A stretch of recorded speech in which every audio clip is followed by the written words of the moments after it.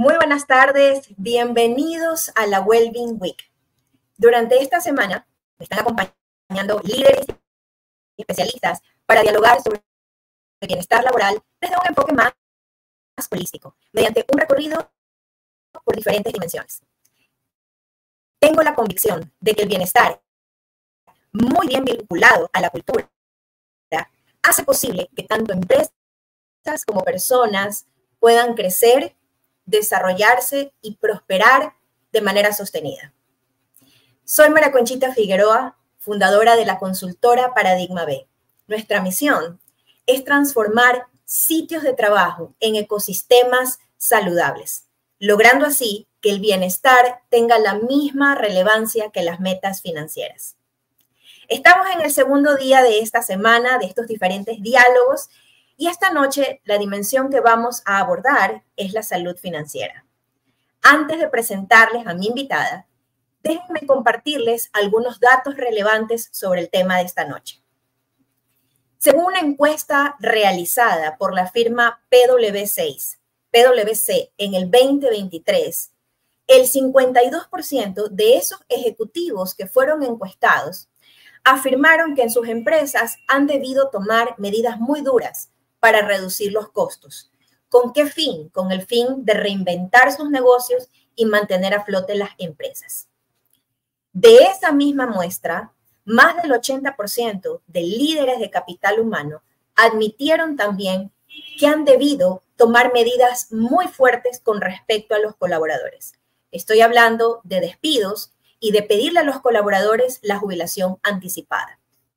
Si vemos esto desde el lado de los colaboradores, por supuesto que es un impacto negativo.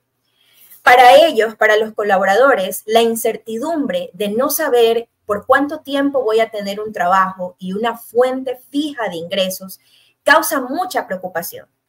Sumado a que estos colaboradores con una falta de educación financiera han caído en un ciclo vicioso de deudas, lo que no les permite poder ahorrar o tener un fondo de emergencia justamente para hacerle frente a situaciones fortuitas o inesperadas, como podría ser una enfermedad, un despido o una jubilación anticipada. El estrés financiero es una de las causas por la que los empleados pueden estar preocupados, desenfocados, distraídos o desmotivados. Y esto, por supuesto, que repercute en los resultados de una empresa. Esto es precisamente de lo que vamos a conversar con mi invitada de hoy. Permítanme presentarles a Cintia Farah. Cintia es abogada de profesión, coach ontológico, máster en programación neurolingüística, ha sido entrenada en Mente Millonaria.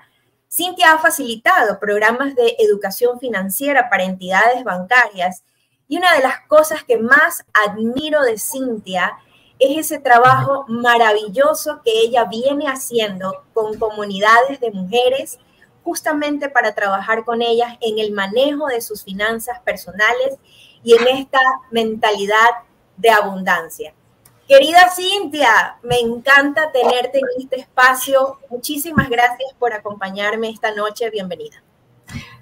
Conchita querida, gracias a ti por invitarme, por permitirme también hablar a tu comunidad, tener un espacio en esta semana que se conmemora un año más de Paradigma B, así que te felicito también, gracias a ti por toda esta entrega y este propósito que tú también tienes, pues, desde esta red y desde este propósito. Muchísimas gracias, mi querida. Y bueno, como hice esta introducción, este tema es clave. Yo les decía a mi comunidad de suscriptores en el newsletter, vamos esta noche a hablar de dinero, de mentalidad, de abundancia, de finanzas personales, y para eso tenemos la experta aquí. Y yo quisiera, Cintia, que empezáramos un poco conversando sobre estos insights que yo mencionaba inicialmente. ¿Tú cuál consideras desde tu experiencia que es el principal error que cometen los empleados y las personas en nuestro ámbito personal, privado, al administrar el dinero? ¿Cuáles son esos principales errores y cómo también podemos evitarlo, no?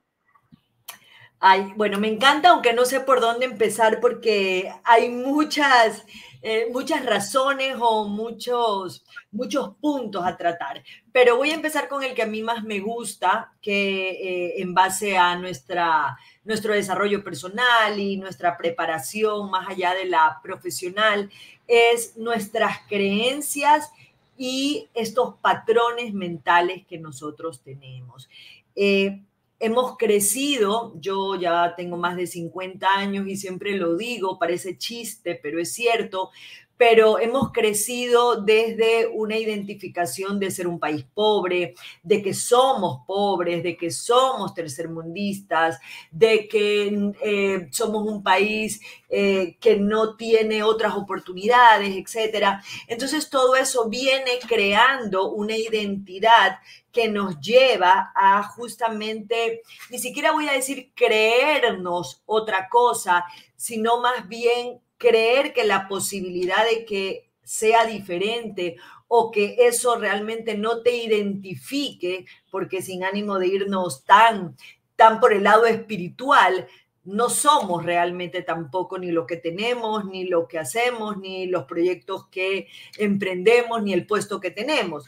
Pero te pudiera decir que parte de estos problemas nacen también de lo que hay en nuestra cabeza, de lo que hay en nuestra mente, de lo que honramos, ¿no? Ejemplos rapiditos, repetimos como una mantra: yo soy pobre pero honrado, soy pobre pero tengo salud, soy pobre y condiciono esa pobreza. El otro día estaba reflexionando con alguien y decía, ni siquiera sabemos qué somos, porque gracias a Dios no soy pobre, gracias a Dios no me falta nada. Pero si tú le preguntas a las personas cómo se identifican, inclusive les pudieras dar hasta vergüenza sentirse que tal vez tienen posibilidades, ¿no? O tienen en ciertos casos. ¿Por qué? Porque ahí puedes ver que se ha normalizado el que no tenemos, ¿no? Se ha honrado que somos pobres, ¿no? Que somos personas humildes. Eso por un lado. Segundo, la falta de querer saber, ¿no? Querer conectar con más oportunidades.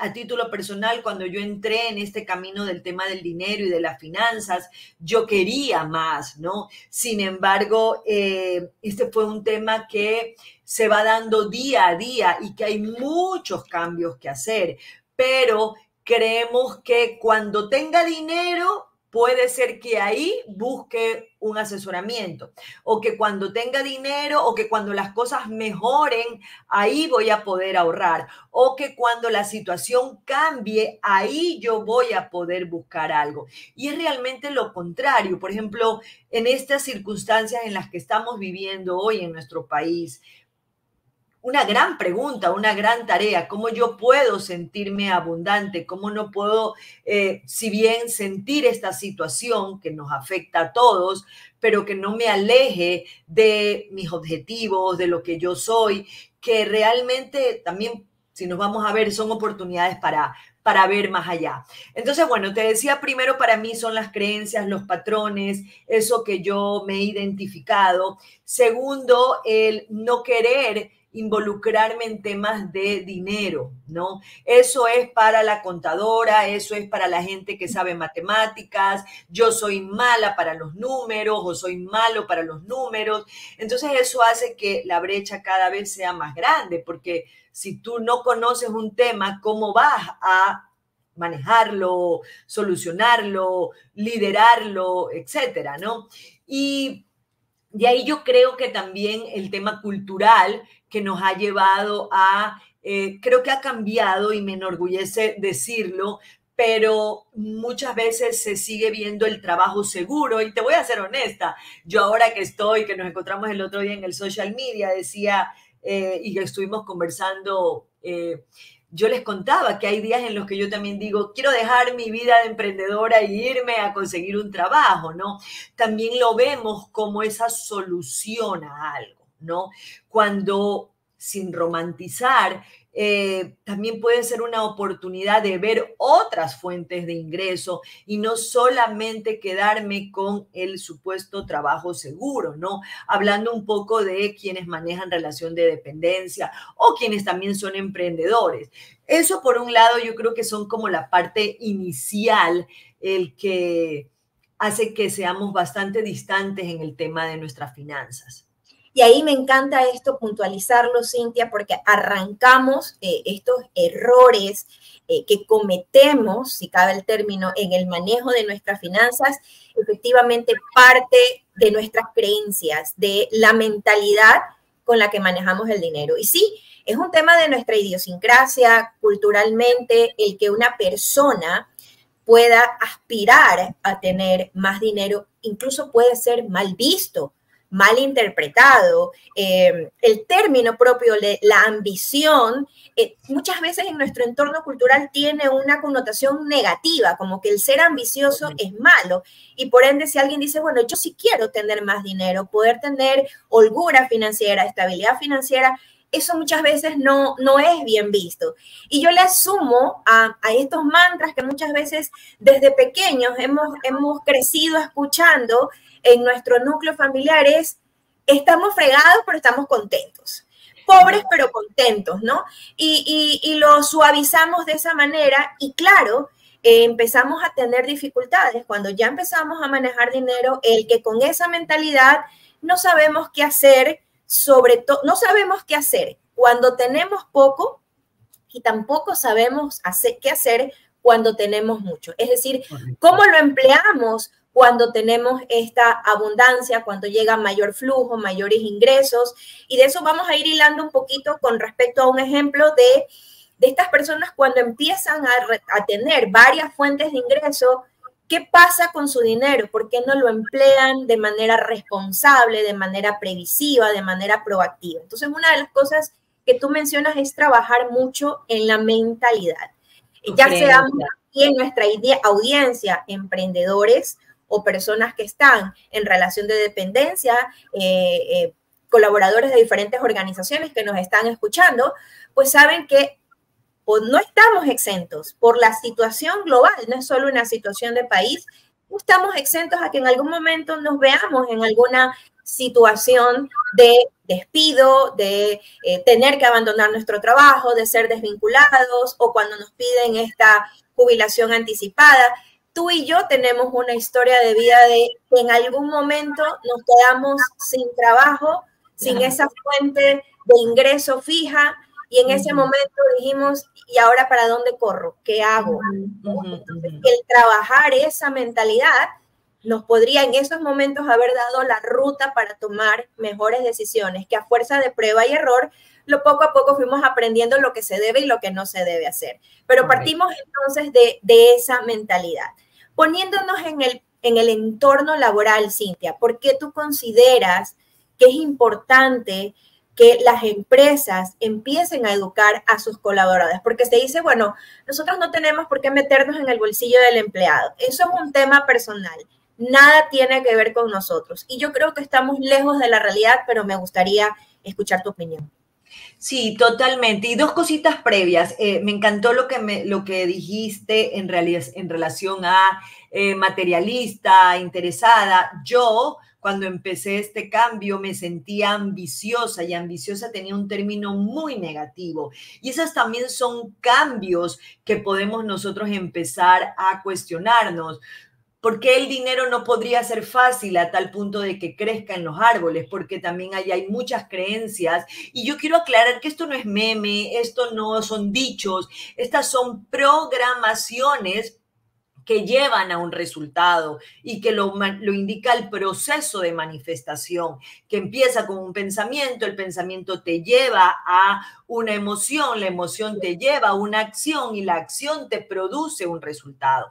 Entonces, si tú empiezas ya desde ahí con un pensamiento, una programación que está lejos, volvemos a lo mismo. Entonces, un poquito cuestionar. A mí me encantó el que yo pude derribar, y digo derribar, esa connotación más que negativa de mucho significado que no era mío, ¿no? Era un significado tal vez de mis padres, de la sociedad, pero cuando me di cuenta que ser ambiciosa era muy bueno y tener dinero era más bueno todavía, pude elegir, que es una palabra muy importante para quienes quieren cambio, es otra cosa.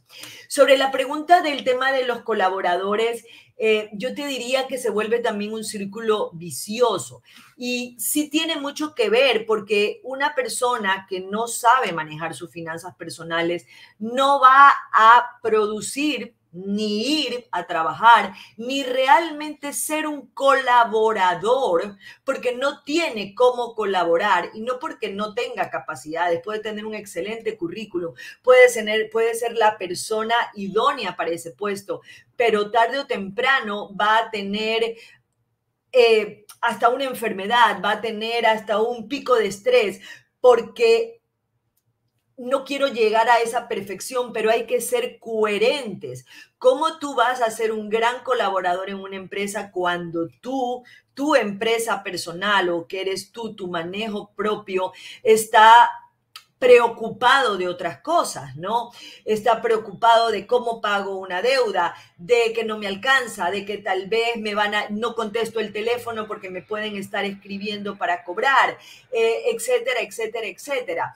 Y también eso lleva a que en términos de abundancia y de prosperidad, si tú tienes colaboradores que están vibrando más en la carencia o en deudas por pagar, que no precisamente son por inversiones, no vas a poder lograr cifras elevadas o no vas a poder llegar a esa planificación que es realmente lo que tú quieres. Y de ahí se vuelve también este círculo vicioso donde el colaborador también depende del empleador. Entonces ya no hay una contribución, sino más bien un paternalismo. Entonces ya aquí ya no hay colaboradores, ya aquí hay realmente personas que dependen de mi empresa. Y lo grave es cuando pasa, tal vez cuando se rompe esta burbuja, que es en los casos de un despido, en las situaciones en las que tú mencionas de una jubilación adelantada,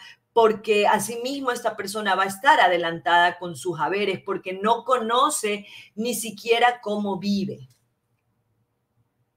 Exactamente, exactamente. Y allí una de las cosas que tú hablabas, esta relación, quiero que nuestros oyentes, las personas que nos van siguiendo en directo y luego en diferido, vayamos generando esta relación. Todo parte de entender esta integración entre nuestros pensamientos, nuestras emociones y eso a qué acciones y comportamientos nos conduce.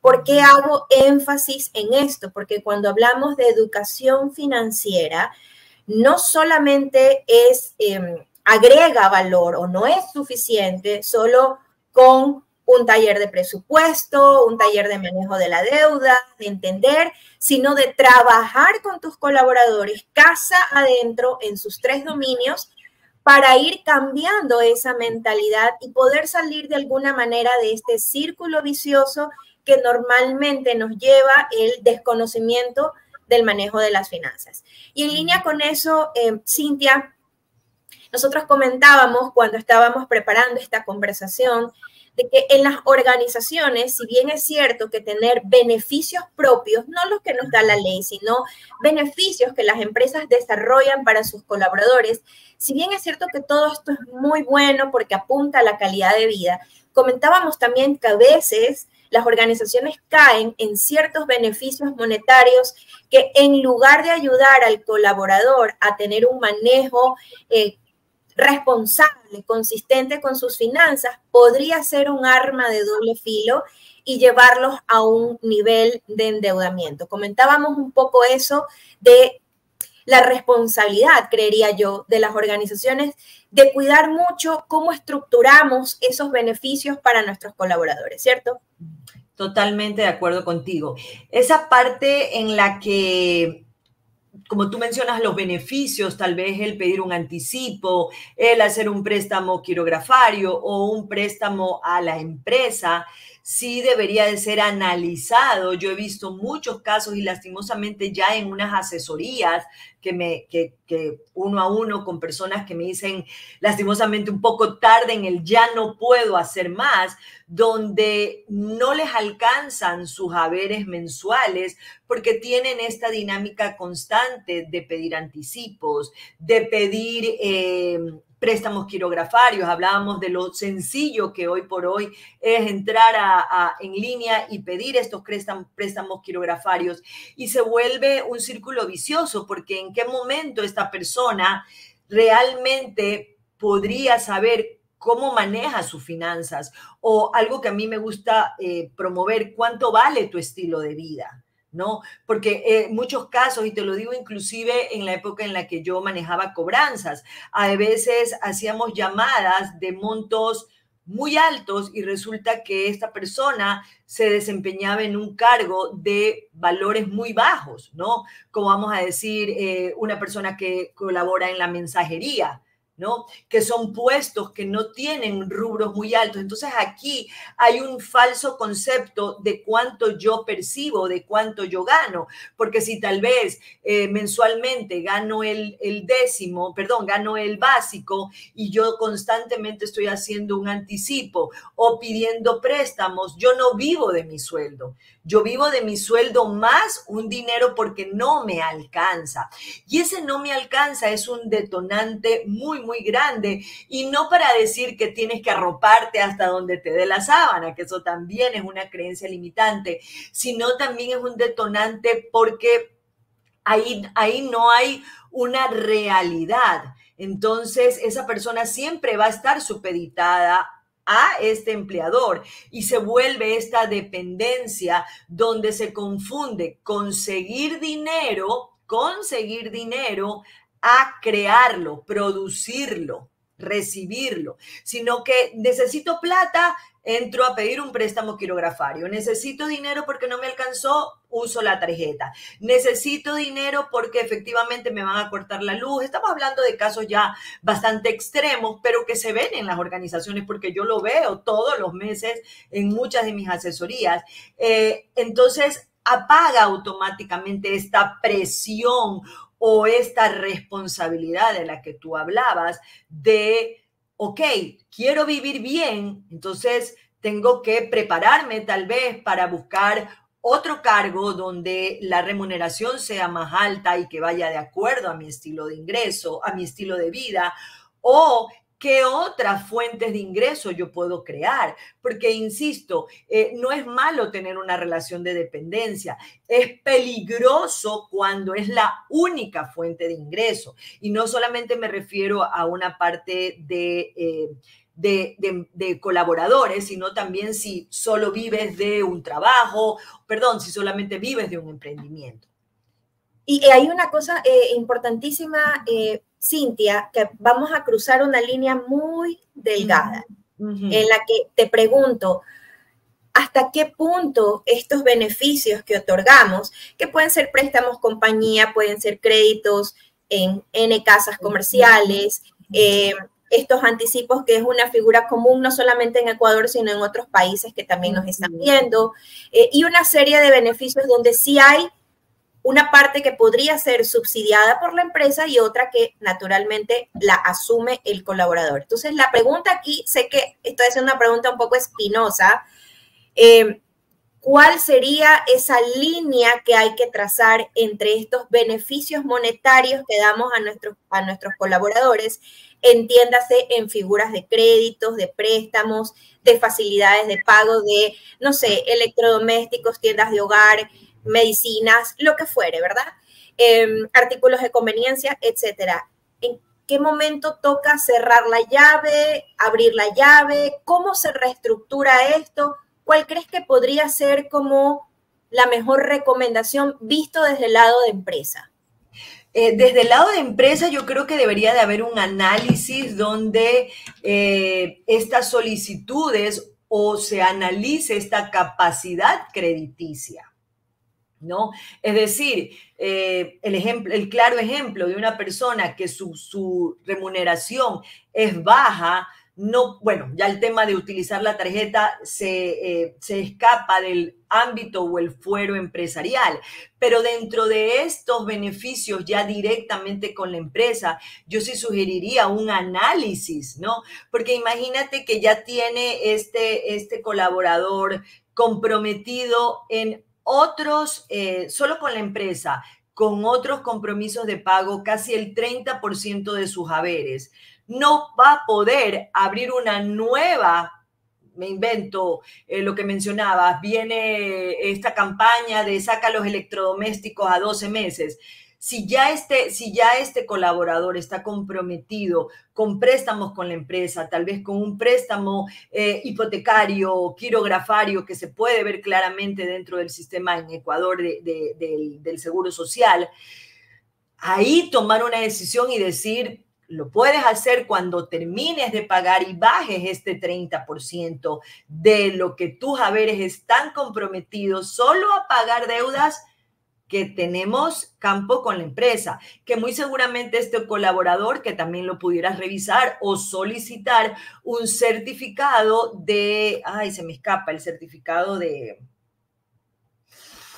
no es bancario, ay, el de la central de riesgo. Ah, el del buró de crédito, tienes razón. El del buró de crédito, correcto, ¿no? Y yo sé que pudiera sonar a mucho trabajo tal vez para el área de recursos humanos, etcétera, pero se pudiera tal vez al principio involucrar, porque esto va a hacer que también estas personas, ok, ya no pude hacerlo aquí, ok, ¿cómo hago para hacerlo? Y empieza también pensar, ¿cómo hago? No cómo consigo, sino, ok, ¿cómo hago? Voy a tener que buscar otras opciones, ver otras fuentes de ingreso, revisar mi presupuesto. Entonces, sí considero que hay que involucrarse como empresas, no solamente para estos beneficios, porque ¿de qué sirven estos beneficios si se convierten en todo lo contrario a beneficios? Yo creo que también entramos en ese círculo vicioso porque sí, alguna vez conversaba con colegas del área de talento humano donde, bueno, es una línea muy delgada porque uno tiene que meterse como en la vida privada, de las finanzas, de los colaboradores y eso es mucho trabajo, pero creo que a la larga esto tiene un efecto rebote también, porque estos colaboradores, cuando no hacemos este análisis inicial para saber cuál es la capacidad real de pago de nuestros colaboradores, a qué nivel están endeudados, porque no solamente, Cintia, que pueden caer en un nivel de endeudamiento dentro del sistema financiero.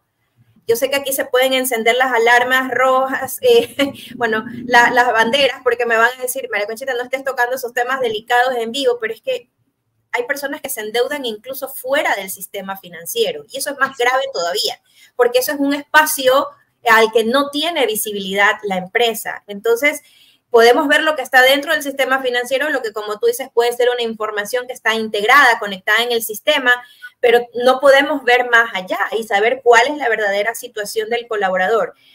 Y lo que ocurre es que tenemos a un empleado preocupado, pensando cómo va a llegar a fin de mes, viendo justamente esto que tú dices, cómo atiende esas emergencias, esos imprevistos que nos puede pasar, no estamos exentos de aquello, y no es una persona que está enfocada, como tú bien dices, colaborando, siendo productivo, está altamente estresado y además de eso no tiene calidad de vida, porque vivir pensando en que me va a alcanzar o no me va a alcanzar es algo que va mermando hasta tu tranquilidad. Y puedo también decir que yo he sentido eso y es terrible, es terrible. Tu enfermedad, tu salud se ve afectada, se ve mermada y esto ni siquiera te permite pensar. Además de eso, veo también que una de las responsables es que no haces este análisis y decía que es un efecto boomerang, porque llega el fin de mes, se hacen los descuentos respectivos, el colaborador casi que no recibe nada, recibe muy poco y nunca falta el que va a recursos humanos a reclamar, pero ¿por qué me están descontando? No he recibido nada y al final se generan estas conversaciones conflictivas entre el área de talento humano y los colaboradores que al final también desgastan. Así que yo creo que sí tiene un efecto rebote y que en la medida en que desde talento humano, desde la organización, podamos proveerles herramientas para poder, sobre todo esto, trabajando primero la mentalidad y luego cómo trabajar un presupuesto, vivir, me encantó esto que tú decías, vivir desde mi situación real. Puedo aspirar a más, por supuesto, pero desde hoy, desde mi nivel de ingresos, ¿será que me puedo permitir todo esto que quiero o necesito hacer ajustes o, como tú bien dices, buscar nuevas fuentes de ingresos? Tú mencionabas algo muy interesante en tus talleres con respecto a esto de, aunque estemos en relación de dependencia o aunque estemos llevando un emprendimiento estable, el pensar en tener varias fuentes de ingresos. Cuéntanos un poquito cómo trabajamos esto. Sí, yo soy muy partidaria de abrir un abanico, de también permitir que hayan otros canales por donde uno recibe dinero, porque obviamente también ser dependiente de una sola fuente de ingreso es un gran peligro, porque no quisiera decir solamente qué pasa cuando esa fuente no está, algo que tú lo has vivido, algo que yo también lo viví y que es muy, muy fuerte encontrarte un día donde te quedaste sin trabajo, la empresa para la que trabajaba cerró. Y a título personal, una de las cosas que me llevaron a trabajar esto es que en mi caso, en el año 2000, cuando el banco en el que yo laboraba y que me veía haciendo una carrera de por vida quebró, yo me di cuenta de que me había acostumbrado a vivir de quincenas y de un sueldo, inclusive recibiendo una liquidación, y esto es muy real y eso es parte de lo que a mí me lleva a seguir trabajando en este mensaje, en este cambio de vida, de mentalidad, es el que yo lloraba con una liquidación en mano, mira, con dinero, con liquidación en mano, pero lloraba porque ya no sabía qué hacer. Y eso suele pasar porque conseguir dinero debería de ser hasta como un reto, un desafío, algo que a veces se cree que emprender es montar el local o tener un plan gigantesco.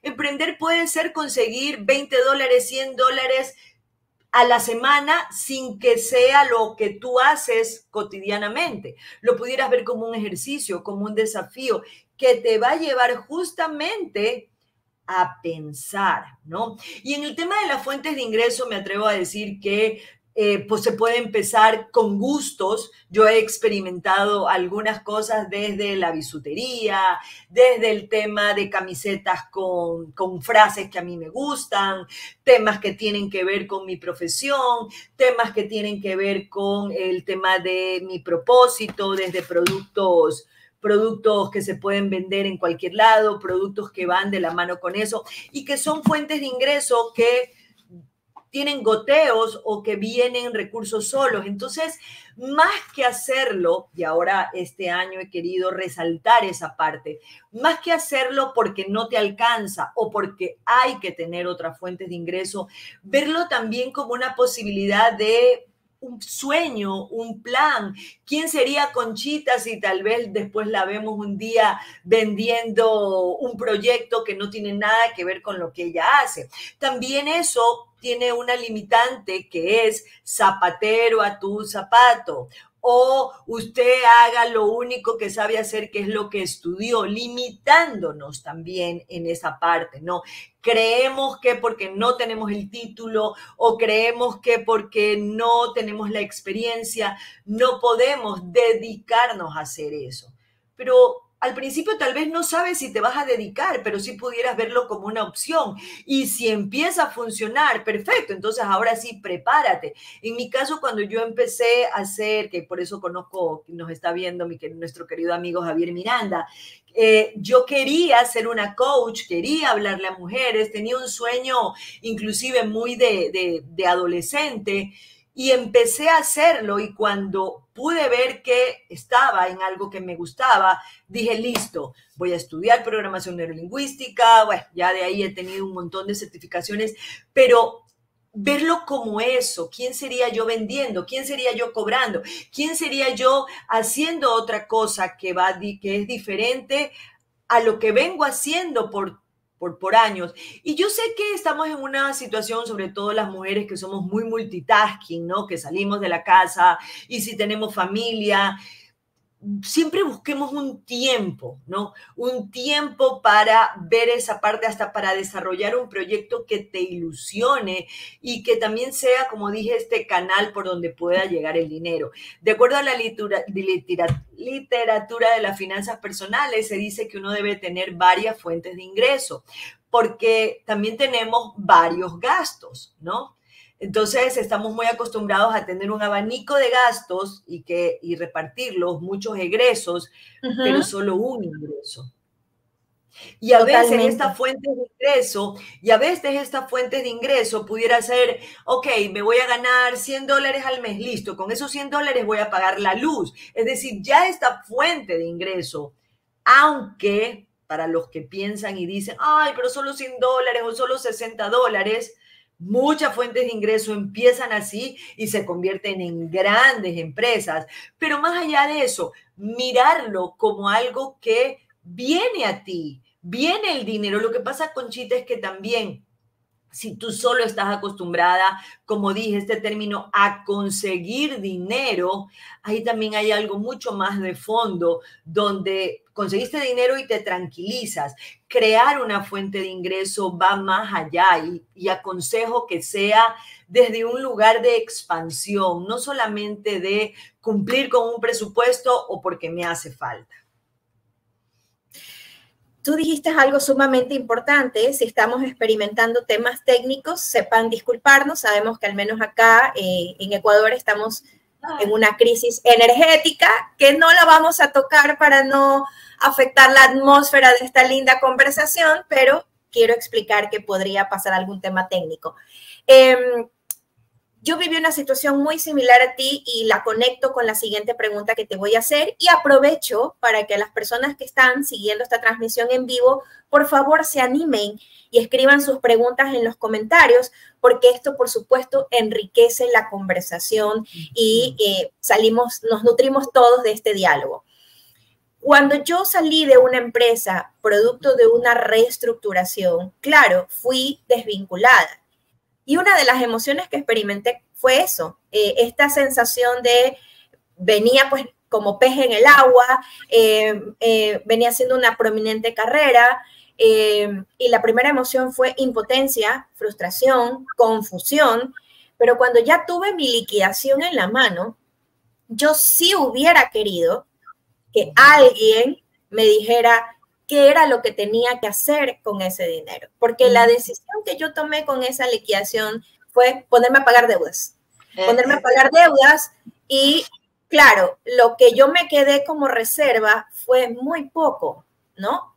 Y pues lo digo totalmente abierta acá. Me quedé con un poco porque dije, no quiero saber de deudas, no quiero que me golpeen la puerta, no quiero que me llamen, empecé a pagar, y digo, me hubiera encantado que me digan, oye, un ratito, o sea, haz un plan de pagos para poder honrar a todos tus acreedores, eso está bien, pero ten esta reserva, este fondo, este monto, inviértelo, no sé, ponlo a correr en la bolsa, o sea, haz algo que te genere un ingreso pasivo.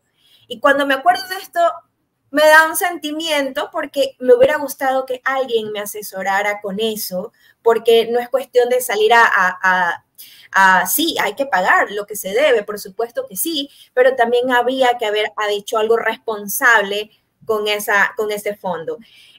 Con esta premisa, mi querida Cintia, ¿qué recomendaciones tú les harías a las empresas que, por ejemplo, además de empezar programas de educación financiera, qué podrían hacer estas personas, podrían hacer por estas personas que están siendo desvinculadas? ¿Qué hacer con ese dinero? ¿Qué es lo más saludable y sensato de hacer cuando tú recibes un monto de una liquidación o de tu jubilación para que esto te pueda generar también unos ingresos pasivos? ¿Cuál es la hoja de ruta a seguir? Mira, realmente te digo algo, es normal lo que tú sentiste, ¿no?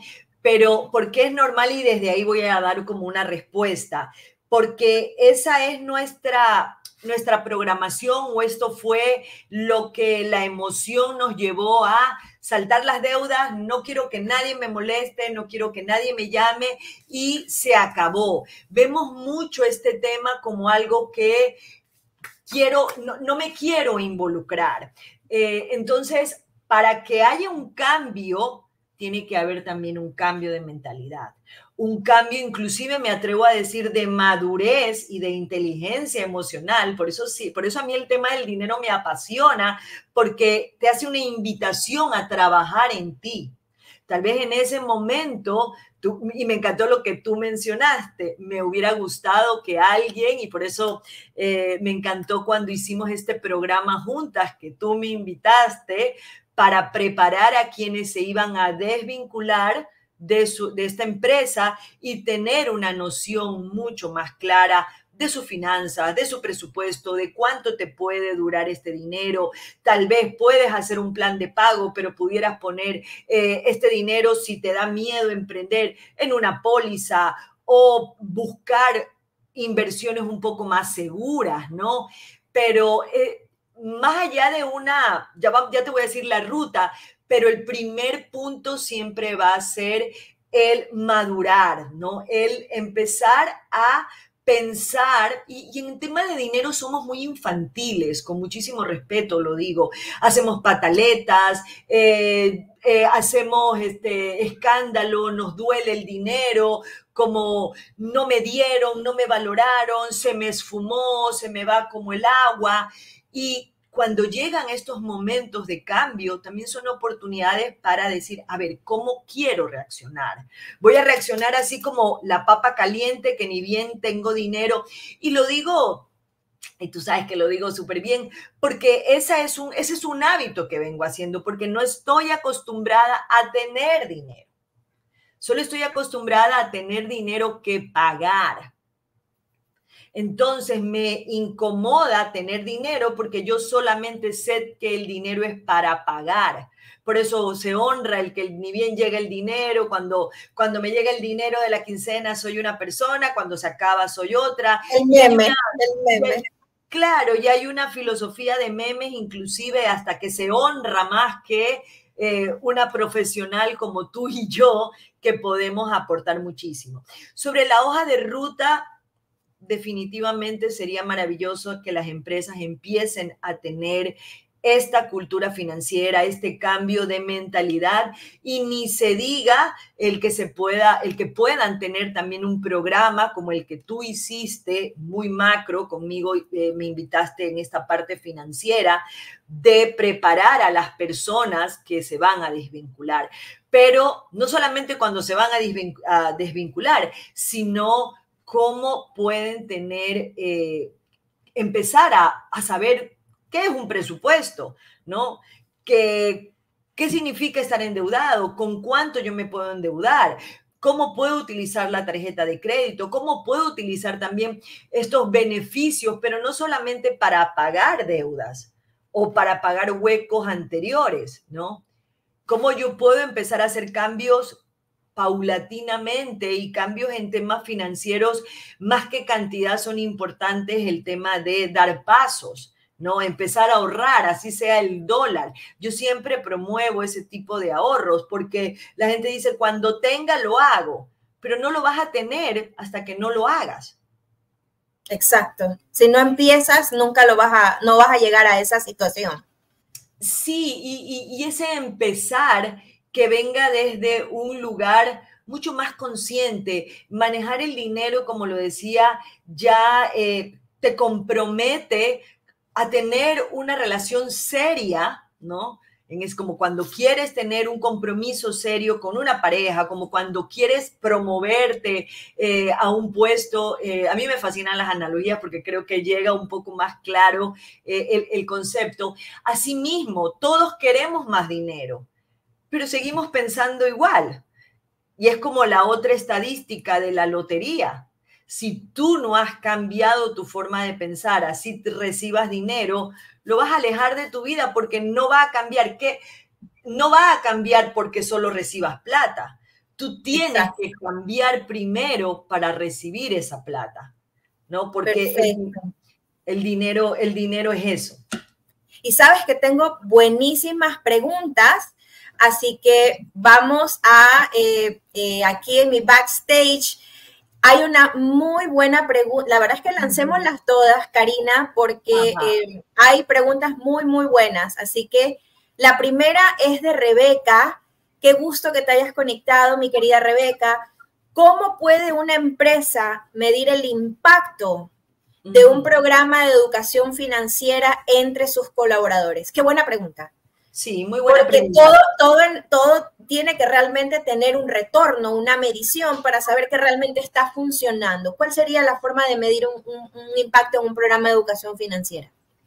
Yo creo que a medida de que vaya avanzando, ¿no? Y de que realmente se sostenga con el tiempo. No es solamente tener una charla de 2 horas o a veces de media hora como suelen querer y pretender que ya haya un impacto o un cambio en los colaboradores. Este impacto se va a medir inclusive con un plan de acción, con un seguimiento, con un tema de, me atrevo a decir, de retroalimentación constante cada 2 meses, cada 3 meses, porque si haces solamente una charla y no hay un seguimiento, obviamente no se va a medir absolutamente nada. Inclusive yo hoy por hoy los programas de educación financiera trato de hacerlo presenciales o trato de hacerlo solicitando las pantallas abiertas, porque ¿de qué sirve que una empresa me contrate y el rato de la hora nos conectamos por Google Meet y no veo a nadie? Obviamente ahí no va a haber ningún resultado porque la persona simple y llanamente abrió para cumplir con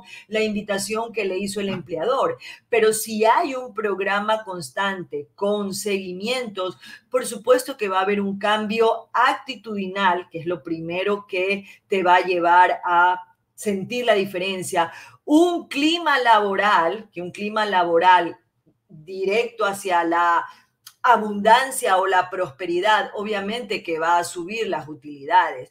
Y tercero, el que no hayan estas situaciones engorrosas de tener que evitar que ciertas personas tengan beneficios, ciertas personas que no, o que al final de cuentas, cuando haya que desvincularlas, estas personas, aunque ya no tengan nada que ver contigo, se vayan a gastar el dinero en 2 minutos. Yo creo que para que haya realmente un impacto debe de haber un programa de educación financiera que sí lo vas a medir de acuerdo a estas 3 cosas, pero en un programa con seguimiento. Inclusive yo soy muy experimental, así que se pudiera hacer programas primero con un grupo, por ejemplo, el grupo de ventas. Un grupo de ventas endeudado, ¿cómo va a salir a vender?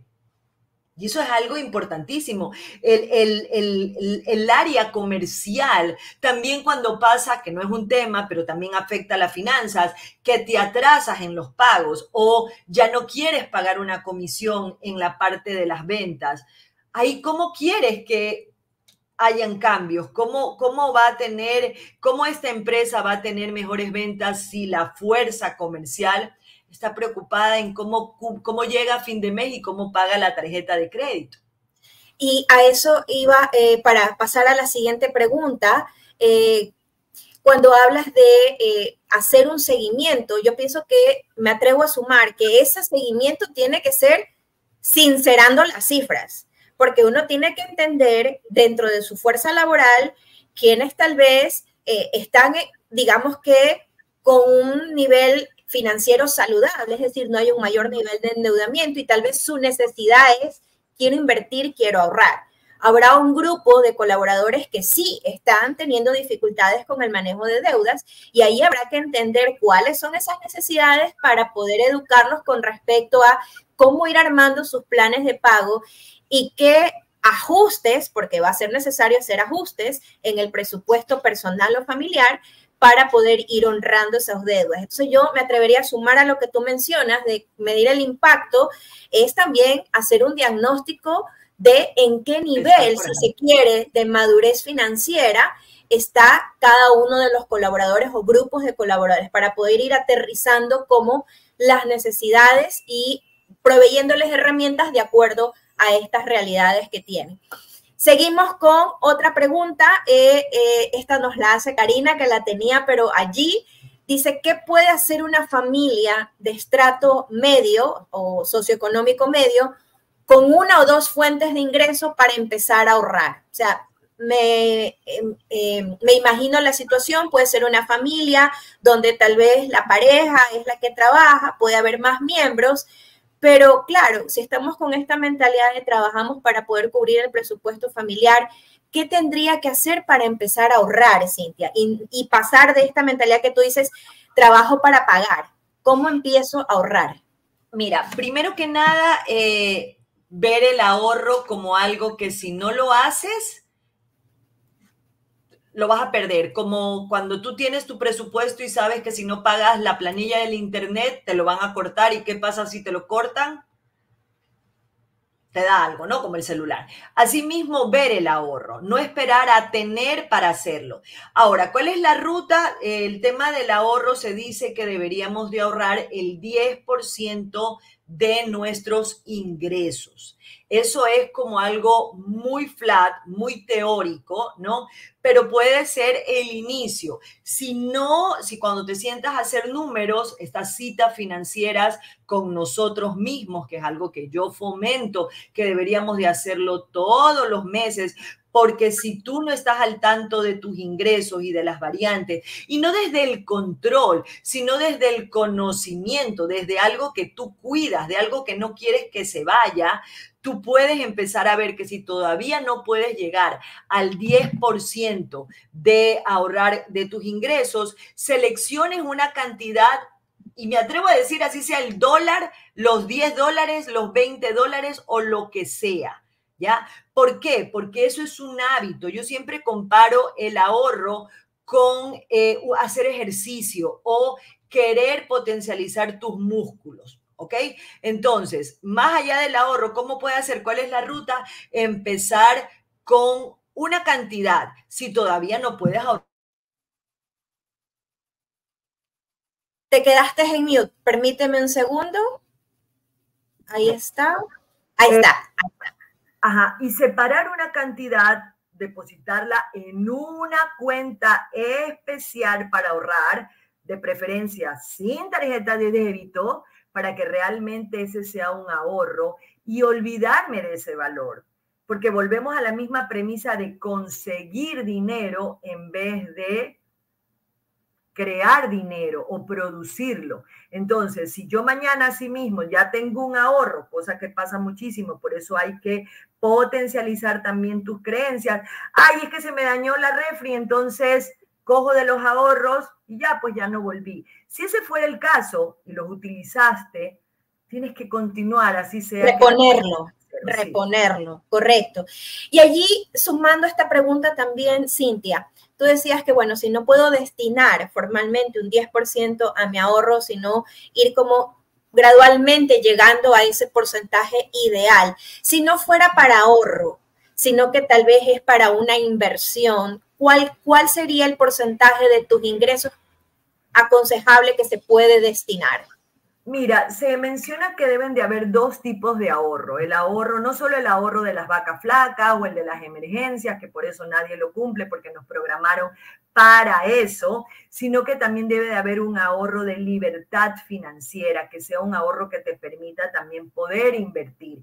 Entonces, una cosa es tener un ahorro, un backup para situaciones de imprevistas, y otro es un ahorro para que cuando llegue una determinada cantidad empieces a darle vuelta, a ver en qué lo puedes invertir, qué negocio puedes emprender, qué tal vez decir, bueno, todavía no llego a una cifra para comprarme un bien, no para vivir, pero sí tal vez un bien para ponerlo en alquiler o para una inversión que vas pagando a 2 años, a 3 años, etcétera. Entonces, eso también es importante, separar estos dos tipos de ahorro.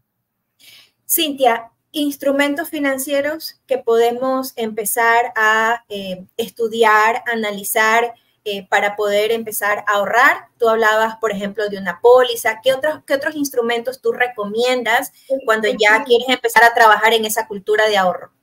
Mira, para empezar, el tener una cuenta aparte para ese ahorro. Es decir, tienes que tener una cuenta de ahorros específicamente para este ahorro de imprevistos.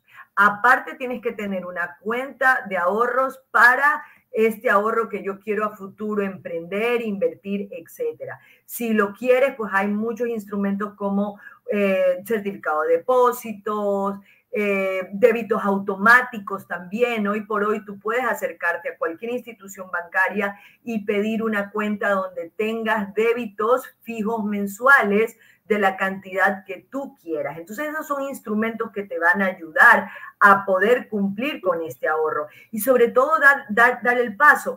Este tema del débito automático en tu cuenta es uno de los mejores recursos que puede haber y que las instituciones bancarias te ofrecen, porque eso te lleva a justamente comprometerte también, porque hay una cultura de no me alcanzó y ya, bueno, ya después lo hago. Insisto, para poder tener finanzas personales hay que ser adultos también y un poco dejar de fluir desde una inteligencia emocional muy de cuando me gradué o cuando empecé a trabajar, porque si no, no van a haber esos cambios, no solamente financieros que yo quiero, ¿no?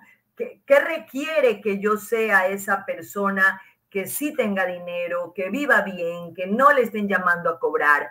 ¿Qué requiere? ¿Qué cambios requiere? Tal vez tomar en serio el dinero, tal vez dar estos pasos comprometiéndome. Totalmente. Y para ir cerrando, Cintia, otra de las cosas que he analizado mucho en todas las cosas que pueden atentar contra la salud financiera y es un poco el fondo que hemos estado llevando en este diálogo. ¿Cuáles son esos aspectos, esos factores que atentan con nuestra salud financiera? Estos estudios de estas firmas reconocidas, como por ejemplo Price, McKinsey, Gallup, mencionaban también que normalmente las tres razones más recurrentes por las cuales las personas suelen endeudarse es efectivamente falta de planificación financiera, es decir, no tener un presupuesto, o sea, vivo al día, como venga la situación, como amanezca, y según eso vamos viendo en el día cómo va pasando, no hay una planificación, así como las organizaciones tienen planes estratégicos donde hay una hoja de ruta que dice por dónde van a caminar los colaboradores para lograr los resultados que pretende la empresa y que por supuesto van a beneficiar también a su equipo humano. De igual manera, nosotros como individuos debemos aprender a tener una planificación de a dónde van nuestros ingresos, cuáles son nuestros gastos para poder visualizar cuáles son, como tú decías, esas fuentes por donde está goteando o se está yendo el dinero. Entonces, una razón era la falta de planificación financiera. Otra, nos decía este estudio, comprar por impulso. Aquí podríamos estar otra hora hablando de entender, y tú lo mencionas claramente, clave la inteligencia emocional, porque cuando tienes esta inteligencia emocional puedes discriminar y discernir entre lo que es una necesidad básica a cubrir y lo que es simplemente un deseo, un impulso por la emoción del momento, por la oferta, por el descuento, por la temporada, etcétera. Y eso, o sea, saber si realmente lo necesitas o no lo necesitas. Y todo este juego mental tiene un papel muy importante para poder discriminar acertadamente. Y las personas que no tienen este nivel de inteligencia emocional caen en este juego negativo de comprar por impulso. Y la tercera razón mencionaba lo que tú muy bien has retratado, sobreestimar tu capacidad de pago. O sea, sincerar tus números, saber realmente cuáles son tus ingresos, cuál es el estilo de vida que llevas, sincerarlo y también darte cuenta si hoy tu nivel de ingresos es capaz de cubrir ese estilo de vida. Y ahí hay decisiones importantes que hacer, resaltando las ideas que nos menciona Cintia. O tienes unas nuevas fuentes de ingreso para poder cubrir ese estilo de vida que llevas, o toca hacer ajustes a ese estilo de vida mientras te vas preparando y poniendo en orden tus finanzas para poder tener mejor estabilidad financiera. Además de estas tres razones, ¿crees que hay alguna otra razón por la que se pone a tambalear nuestras finanzas personales? Esas son muy claras. Quería acotar en relación, y puede ser que aquí venga una adicional, sobre el tema de las compras compulsivas. Lo que pasa es que también dentro de nuestras finanzas, los conceptos o la relación que tenemos con el dinero es solamente trabajar, trabajar, pagar deudas y morir. Y hemos excluido el gozo, las compras, el disfrutar. Mira que hay una gran asociación de disfrutar con una tarjeta de crédito. Tú no disfrutas y coges tu dinero y lo gastas, no. Tú disfrutas con que nadie te quita lo bailado porque te has endeudado. Ajá. Entonces, otra de las razones que le va a dar salud a tus finanzas personales es incluir, así como separas para ahorrar, separar un monto que también dentro de la literatura de las finanzas personales se dice que debe de ser un 10% para ti. Entonces, mira cómo cuando tú entras a analizar tus números, no es solamente pagar, pagar, pagar, pagar y pagar, sino también separar, mira, ve, puedo proyectarme al futuro y ver un emprendimiento. Puedo ahorrar también para viajar. Mira, yo también puedo coger un pedazo de estos ingresos mensuales y comprarlo o utilizarlo en una compra compulsiva. Lo que pasa es que también es eso, el ver solo el dinero como algo malo o como una relación hacia solamente cubrir deudas y cubrir cosas que me han prestado. Claro, esa relación entre el dinero y atender responsabilidades y no también ese tiempo de disfrute, que es parte del bienestar, porque al final siempre estamos hablando acá en Paradigma de este equilibrio y de un bienestar desde un enfoque holístico. Correcto. Sin duda hay mucha tela que cortar, mi querida Cintia. Parte 2. Quiero agradecerles, bueno, a las personas que se han conectado, las preguntas que nos hicieron. Por acá, Violeta no nos hace una pregunta, pero sí nos deja un comentario de la importancia de fomentar el ahorro y hacer un presupuesto mensual de gastos. Tal cual, Violeta, gracias por seguirnos y gracias a toda esta audiencia que estuvo acompañándonos en este en vivo, que lo verá después. Voy a hacer un pedido especial en el que Cintia me acompaña. Replíquenlo, porque es importante que empecemos a trabajar en educación financiera, no solo a nivel empresarial, sino también a nivel personal, en nuestras familias. Cintia ha tocado mucho el tema de la mentalidad, porque es algo que realmente incide en nuestros comportamientos y en esa relación que tenemos con el dinero. ¿Sí? Entonces creo que es importante que podamos replicarlo, que podamos reflexionar cuál es la relación que tenemos actualmente en el dinero, con el dinero, y a nivel organizacional, trabajar mucho en la interiorización. Me gusta decirle el despertar de conciencia desde el punto de vista de bienestar, cómo ayudar a nuestros colaboradores para gozar de una mejor salud financiera. La salud física es importante, la salud mental también, y la salud financiera tal cual, porque no hay mayor tranquilidad, Cintia, y tú me secundas aquí, de irte a acostar y dormir tranquilo, sabiendo que no tienes dificultades, sustos y apuros relacionados con el tema del dinero. Y que lo ves realmente como tu amigo. Me gusta cuando dices esto en tus talleres, el dinero es tu amigo, es un instrumento, es un medio, no tiene por qué ser nuestro enemigo o una causa de sufrimiento. Muchísimas gracias. Gracias, Cintia, por acompañarnos. Te abrazo a la distancia. Gracias a ustedes. Y mañana sigamos conectados porque mañana tenemos otro tema, otra dimensión de bienestar, justamente para verlo desde la experiencia del colaborador. Cómo el bienestar puede medirse con metodologías inherentes a la experiencia del colaborador. Gracias, querida Cintia. ¿Algún mensaje final? Y nos despedimos. Sí, el único mensaje final es que esto también va a contribuir el que las empresas puedan tener un presupuesto para que hayan programas de finanzas personales. No solamente va a ser que se cumplan presupuestos, que la facturación suba, sino que va a ser también un gran aporte, pero un gran aporte a los cambios que le pedimos y que queremos de nuestro país. Así que quisiera que lo vean no solamente a título empresarial, sino también como un macro, y vamos haciendo patria también desde ese lugar. te apoyo y coincido plenamente contigo. Muchas gracias, gracias a todos. Nos vemos mañana. Hasta pronto. Muy buenas noches. Gracias por acompañarnos. Chao, chao.